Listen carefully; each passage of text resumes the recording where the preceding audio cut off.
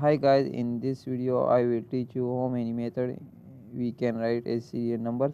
So I have first one is write 1, the second one cell is I have write 2, and then I have select this 2 cell and drag like this. The second one is I have write 1 and then press Ctrl and drag like this.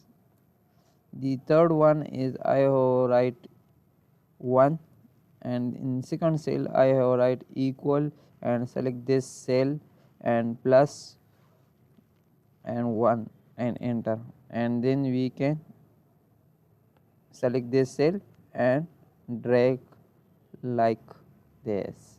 The fourth one is I have write a small command like equal and write sequence and bracket and write 11 and bracket close and enter. The fifth one is I have write 1 and then select the cells and press alt HFIS and simple write OK.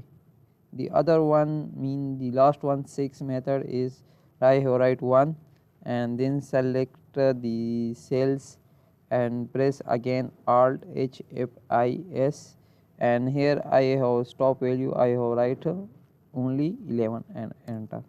Here we can see that the numbers are generated serial numbers. So thank you for watching this video. Please subscribe my channel.